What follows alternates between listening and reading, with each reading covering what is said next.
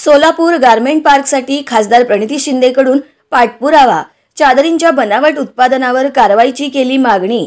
सोलापुरात garment park स्थापन करण्याचा मुद्दा गेल्या अनेक वर्षापासून प्रलंबित आहे। या संदर्भात खासदार प्रणिती शिंदे यांनी दिल्ली येथे केंद्रीय वस्त्रोद्योग मंत्री गिरिराज सिंग यांची भेट घेऊन पाठपुरावा केला आहे।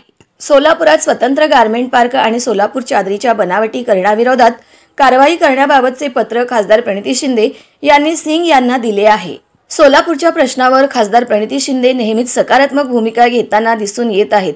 नुकतेच त्यांनी केंद्रीय वस्त्रोद्योग मंत्र्यांची भेट घेऊन सोलापूर टेक्सटाईल पार्कच्या अनुषंगाने चर्चा केली।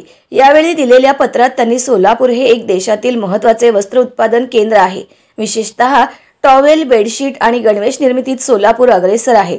परंतु सोलापूरमधील या वस्त्रोद्योगाला प्रोत्साहन देण्यासाठी आणि जागतिक स्तरावर स्पर्धेत टिकण्यासाठी अत्याधुनिक तंत्रज्ञान व सुविधांनी सुसज्ज अशा स्वतंत्र गारमेंट पार्कची आवश्यकता असल्याच्या गोष्टींकडे लक्ष वेधले। सोलापुरातील या गारमेंट पार्कमुळे येथील वस्त्रोद्योग व्यावसायिकांना सर्व आवश्यक सुविधा एकाच ठिकाणी मिळू शकतील।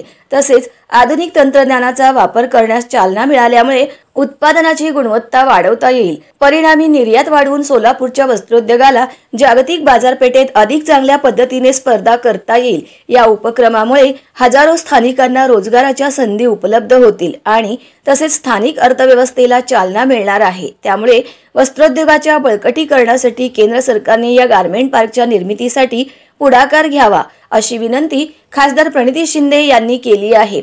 सोलापूर चादरीच्या बनावटी विरोधात कारवाई करा। याचबरोबर खासदार प्रणिती शिंदे यांनी सोलापूर चादर उत्पादनास मारक ठरणाऱ्या बनावट चादरीचा मुद्दा देखील मंत्री गिरिराज सिंग यांच्या पुढे मांडला। सोलापूर चादरीच्या अनधिकृत बनावटीकरणामुळे मूळ विणकरांना मोठे आर्थिक नुकसान सहन करावे लागत आहे। सोलापूर चादर ही भौगोलिक निर्देशांक GI प्रमाणपत्र प्राप्त असलेली उत्पादने असून ती स्थानिक विणकरांच्या कौशल्याचे प्रतीक आहे। परंतु सध्या बाजारात बनावट चादरींच्या विक्रीमुळे अस्सल चादर उत्पादक विणकरांना आर्थिक फटका बसत असल्याच्या गोष्टींकडे खासदार शिंदे यांनी लक्ष वेधले।